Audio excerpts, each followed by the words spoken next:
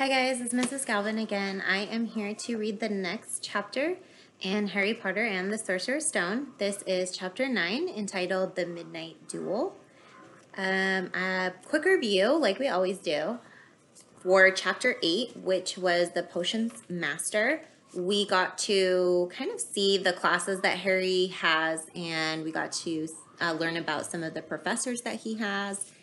And it turns out, so if you remember, Harry was really afraid that he didn't know anything about magic, that he didn't know anything going into the classes, and he was really worried that he would really stand out because of this. But it turns out that there are a lot of students just like Harry who had no idea that they were witches and wizards and who struggled just as much. And he even mentions that Ron, who is from a very known wizarding family, all of the brothers and sisters, or I guess the brothers, he only has the one sister, all of the brothers that have been in school, it still didn't really prepare him for everything that they're doing. So this definitely makes Harry feel a little bit better. The one professor that Harry, I guess, was kind of iffy about going to the class was Professor Snape, who teaches potions, and he's also the head of the Slytherin house. The lesson that he went to went very badly. If you remember from that chapter, he had taken 2 points away from Gryffindor, which is Harry's house, for kind of silly things that really were not Harry's fault. Something that probably was a little unfair treatment towards Harry. And the one thing that we should be taking away from the Potions Master chapter is the fact that he reads an article about the vault that he visited. So if you remember when him and Hagrid had visited the Gringotts Bank, Hagrid had special business to attend to, and that was clearing out Vault 713. As it turns out, that's possibly that same vault, we don't know yet, could have been cleared out by what they might think is dark witches and wizards. They're not really sure. This is causing Harry to kind of think, what was the package that Hagrid took out? And he also has come to think that maybe Hagrid knows why Snape doesn't like him, or maybe there is more to the story that Hagrid just doesn't want to share. So the Midnight Duel is our next chapter. Hopefully you have found a cozy, comfy spot so we can get started. This is actually a really long chapter, so we might be doing parts 1 and 2 just to make it easier so we don't have a super, super long video. All right, go ahead and get comfortable, and we're gonna get started. Here's your picture, chapter 9, The Midnight Duel. Harry had never believed he would meet a boy he hated more than Dudley, but that was before he met Draco Malfoy. Still, first-year Gryffindors only had potions with the Slytherins, so they didn't have to put up with Malfoy much. Or at least they didn't until they spotted a notice pinned up in the Gryffindor common room that made them all groan. Flying lessons would be starting on Thursday, and Gryffindor and Slytherin would be learning together. Typical, said Harry darkly. Just what I always wanted, to make a fool of myself on a broomstick in front of Malfoy. He had been looking forward to learning to fly more than anything else. You don't know that you'll make a fool of yourself, said Ron reasonably. Anyway, I know Malfoy's always going on about how good he is at Quidditch, but I bet that's all talk. Malfoy certainly did talk about flying a lot. He complained loudly about first years never getting on the house Quidditch teams and told long, boastful stories that always seemed to end with him narrowly escaping muggles in helicopters. He wasn't the only one, though. The way Seamus Finnegan told it, he'd spent most of his childhood zooming around the countryside on his broomstick. Even Ron would tell anyone who'd listen about the time he'd almost hit a hang glider on Charlie's old broom. Everyone from wizarding families talked about Quidditch constantly. Ron had already had a big argument with Dean Thomas, who shared their dormitory, about soccer. Ron couldn't see what was exciting about a game with only one ball where no one was allowed to fly. Harry had caught Ron prodding Dean's poster of West Ham's soccer team, trying to make the players move. Neville had never been on a broomstick in his life because his grandmother had never let him near one. Privately, Harry felt she'd had good reason, because Neville managed to have an extraordinary number of accidents even with both feet on the ground. Hermione Granger was almost as nervous about flying as Neville was. This was something you couldn't learn by heart out of a book. Not that she hadn't tried. At breakfast on Thursday, she bored them all stupid with flying tips she'd gotten out of a library book called Quidditch Through the Ages. Neville was hanging on her every word, desperate for anything that might help him hang on to his broomstick later. But everybody else was very pleased when Hermione's lecture was interrupted by the arrival of the mail. Harry hadn't gotten a single letter since Hagrid's note, something that Malfoy had been quick to notice, of course. Malfoy's eagle owl was always bringing him packages of sweets from home, which he opened gloatingly at the Slytherin table. A barn owl brought Neville a small package from his grandmother. He opened it excitedly and showed them a glass ball the size of a large marble, which seemed to be full of white smoke. "It's a remembrall," he explained. "Gran knows I forget things. This tells you if there's something you've forgotten to do. Look. Hold it tight like this, and if it turns red..." Oh, his face fell because the remembrall had suddenly glowed scarlet. "You've forgotten something." Neville was trying to remember what he'd forgotten when Draco Malfoy, who was passing the Gryffindor table, snatched the remembrall out of his hand. Harry and Ron jumped to their feet. They were half hoping for a reason to fight Malfoy, but Professor McGonagall, who could spot trouble quicker than any teacher in the school, was there in a flash. "What's going on? Malfoy's got my remembrall, Professor." Scowling, Malfoy quickly dropped the remembrall back on the table. "I was just looking," he said, and he sloped away with Crabbe and Goyle behind him. At 3:30 that afternoon, Harry and Ron and the other Gryffindors hurried down the front steps on the grounds for their first flying lesson. It was a clear, breezy day, and the grass rippled under their feet as they marched down the sloping lawns toward a smooth, flat lawn in the opposite side of the grounds to the Forbidden Forest, whose trees were swaying darkly in the distance. The Slytherins were already there, and so were 20 broomsticks lying in neat lines on the ground.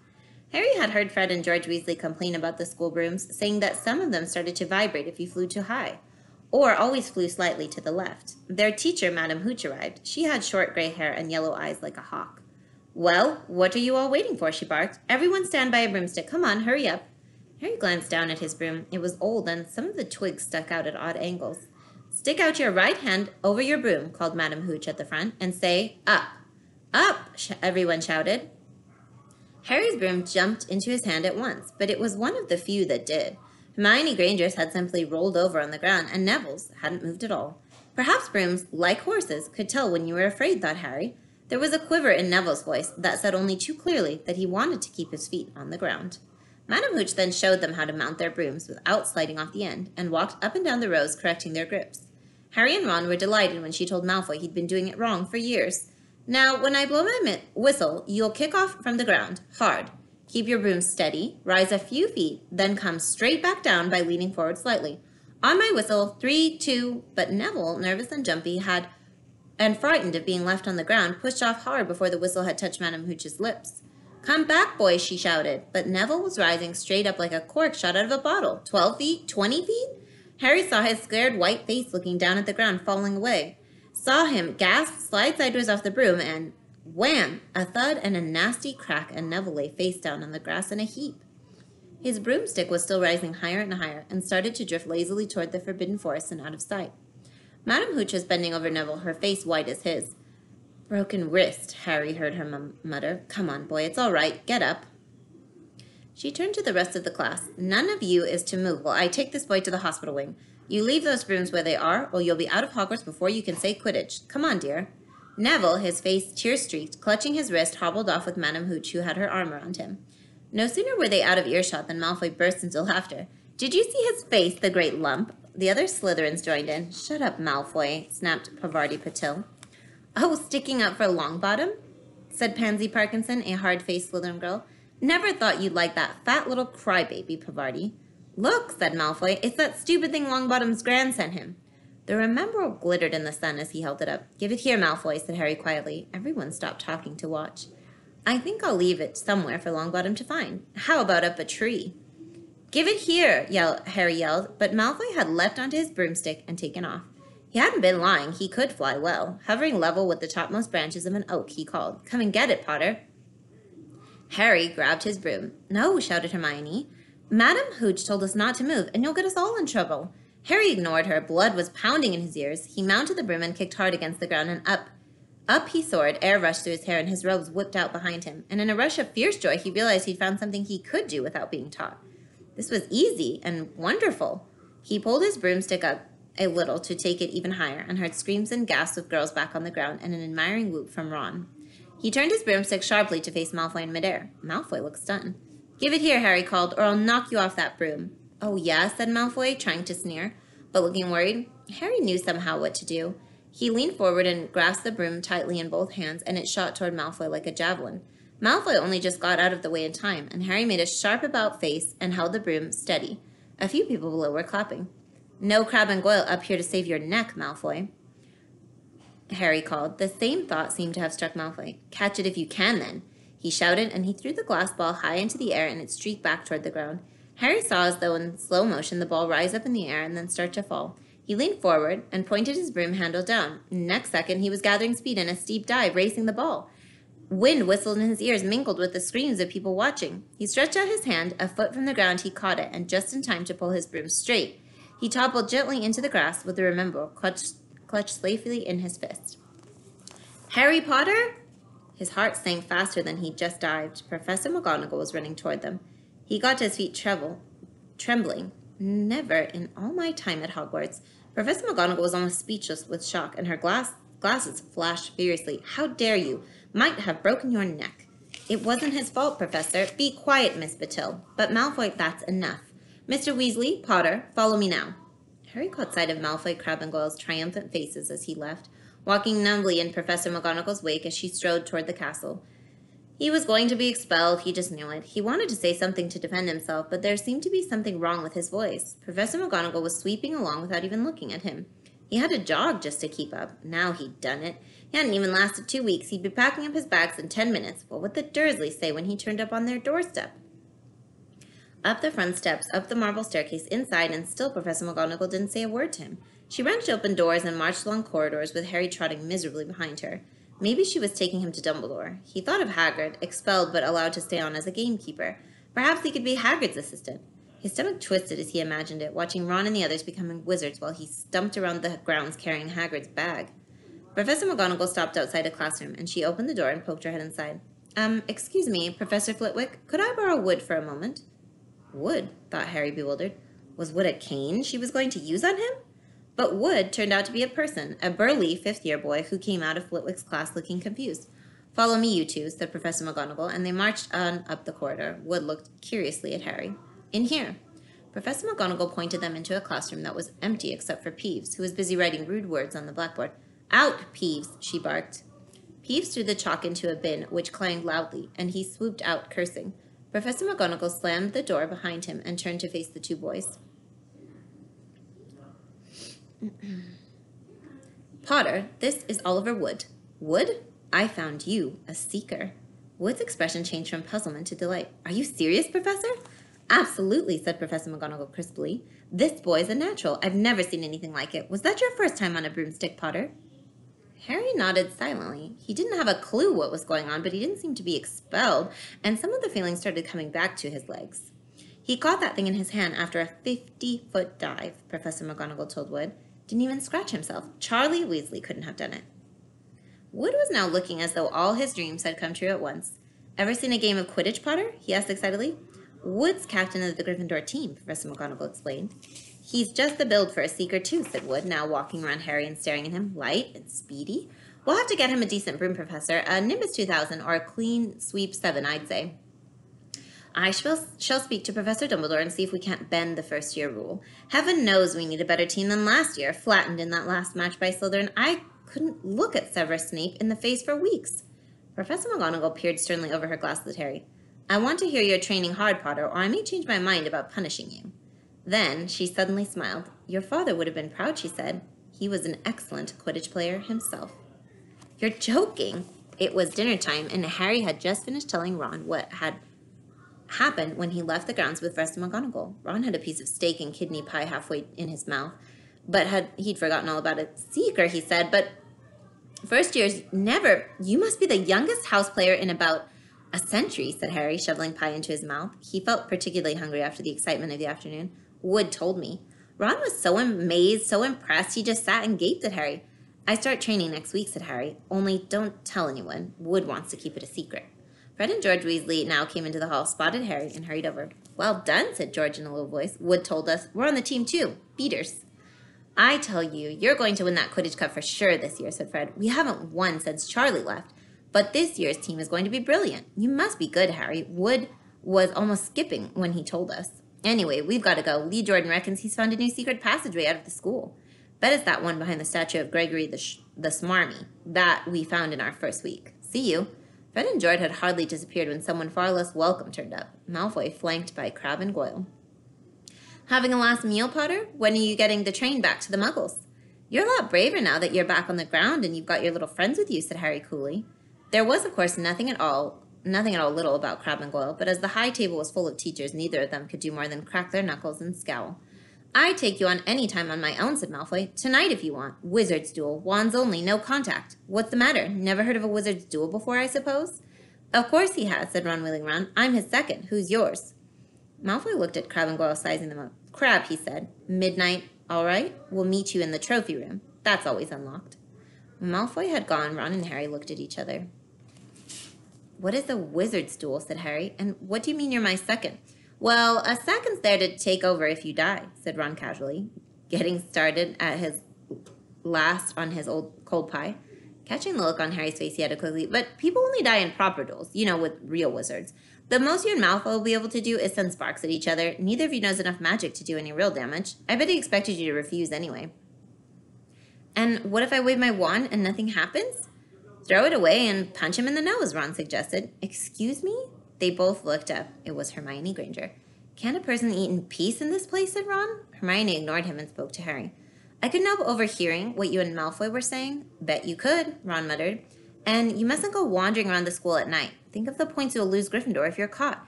And you're bound to be. It's really very selfish of you. And it's really none of your business, said Harry. Goodbye, said Ron. All the same, it wasn't what you'd call the perfect end to the day, Harry thought, as he lay awake much later listening to Dean and Seamus falling asleep. Neville wasn't back from the hospital wing. Ron had spent all evening giving him advice, such as, if he tries to curse you, you'd better dodge it, because I can't remember how to block them. There was a very good chance they were going to get caught by Filch or Mrs. Norris, and Harry felt he was pushing his luck, breaking another school rule today. On the other hand, Malfoy's sneering face kept looming up out of the darkness. This was his big chance to beat Malfoy face to face. He couldn't miss it.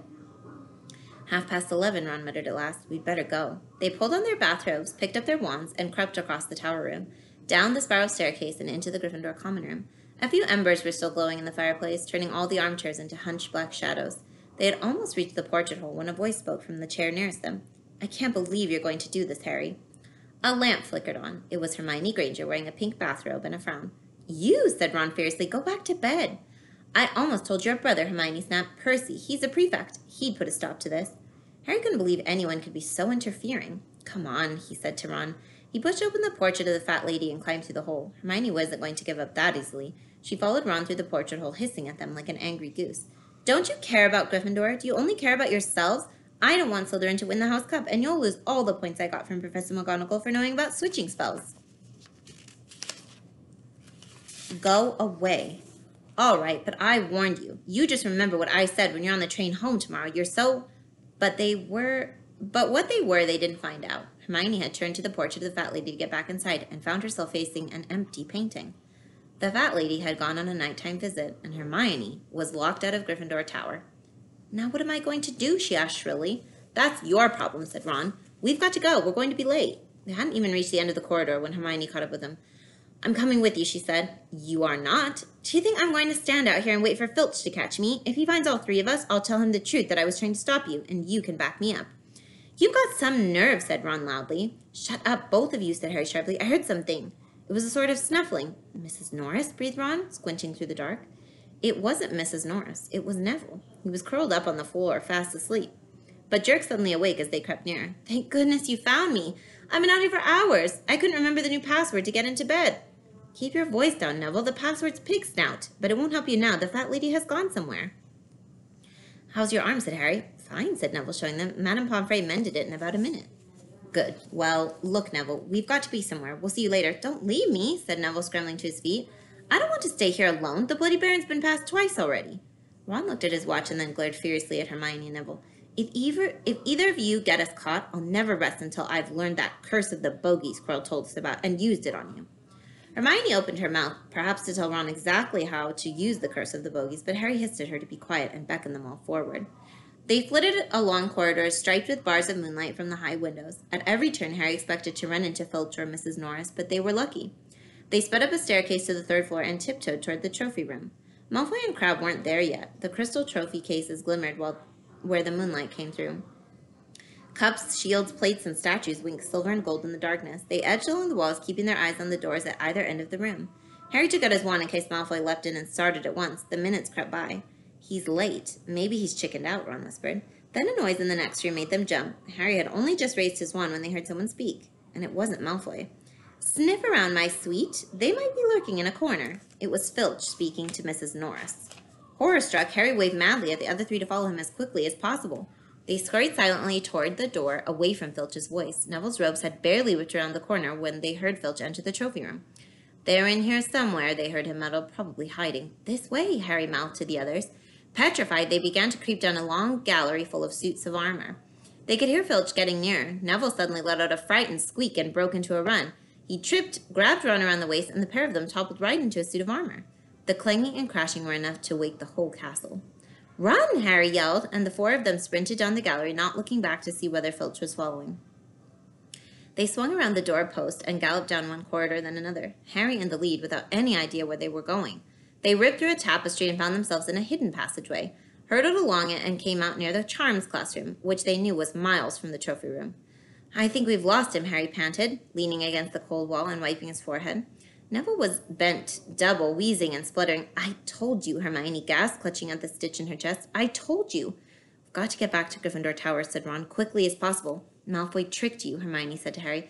You realize that, don't you? He was never going to meet you. Filch knew someone was going to be in the trophy room. Malfoy must have tipped him off. Harry thought she was probably right, but he wasn't going to tell her that. Let's go. It wasn't going to be that simple. They hadn't gone more than a dozen paces when a doorknob rattled and something came shooting out of a classroom in front of them. It was Peeves. He caught sight of them and gave a squeal of delight. Shut up, Peeves, please. You'll get us thrown out. Peeves cackled. Wandering around at midnight, ickle thirsties, tut, naughty, you'll get caughty. Not if you don't give us away, Peeves, please. Should tell Filch I should, said Peeves in a saintly voice. It's for your own good, you know. Get out of the way, snapped Ron, taking a swipe at Peeves. That was a big mistake. Students out of bed, Peeves bellowed. Students out of bed, down the Charms corridor. Ducking under Peeves, they ran for their lives right to the end of the corridor where they slammed into a door, and it was locked. This is it, Ron moaned. We're done for. This is the end. They could hear footsteps, Filch running as fast as he could toward Peeves' shouts. Oh, move over, Hermione snarled. She grabbed Harry's wand, tapped the lock, and whispered, Alohomora. The lock clicked, and the door swung open. They piled through it and shut it quickly and pressed their ears against it, listening. Which way did they go, Peeves? Filch was saying. Quick, tell me. Say please. Don't mess with me, Peeves. Now where did they go? Shan't say nothing if you don't say please, said Peeves, in his annoying sing-song voice. All right, please. Nothing. Ha ha ha. Told you I wouldn't say nothing if you didn't say please. Ha ha. And they heard the sound of Peeves whooshing away and Filch cursing in rage. He thinks the door is locked, Harry whispered. I think we'll be okay. Get off, Neville. For Neville had been tugging on the sleeve of Harry's bathrobe for the last minute. What? Harry turned around and saw quite clearly what. For a moment, he was sure he'd walked into a nightmare. This was too much on top of everything that had happened so far. They weren't in a room, as he had supposed. They were in a corridor, the forbidden corridor on the 3rd floor. And now they knew why it was forbidden. They were looking straight in the eyes of a monstrous dog, a dog that filled the whole space between ceiling and floor. It had 3 heads, 3 pairs of rolling mad eyes, 3 noses twitching and quivering in their direction, 3 drooling mouths, saliva hanging in slippery ropes from yellowish fangs. It was standing quite still, all 6 eyes staring at them, and Harry knew that the only reason they weren't already dead was that their sudden appearance had taken it by surprise, but it was quickly getting over that. There was no mistaking that those thunderous growls meant. Harry groped for the doorknob. Between Filch and death, he'd take Filch. They fell backward and Harry slammed the door shut and they ran. They almost flew back down the corridor. Filch must have hurried off to look for them somewhere else because they didn't see him anywhere, but they hardly cared. All they wanted to do was put as much space as possible between them and that monster.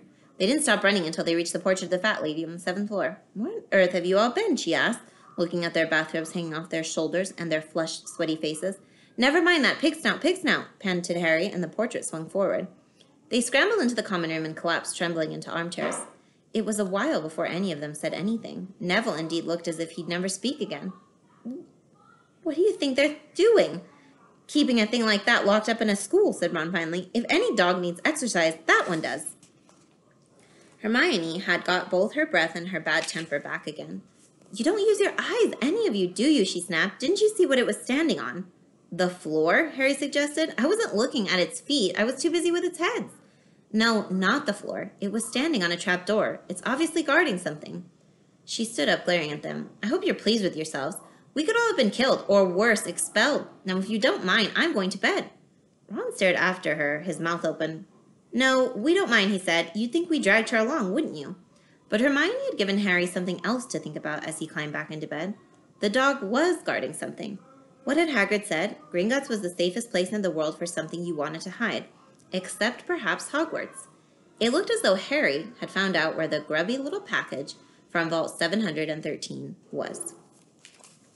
Okay, so that actually took less time than I was thinking. So that was the end of the chapter. We do not have to do a second or a part 2 for this video. Very interesting. It sounds like the duel was a setup between Malfoy and Harry, because they were saying that Filch knew exactly where to look for them. And now we have this very interesting kind of turn of events where we see that Harry is now thinking that there is something hidden in the castle based off of what Hagrid had told him. And the dogs are probably guarding it because Hermione had noticed the trapdoor that they were standing on. So I hope you enjoyed this chapter, and I will see you next time. Bye, guys.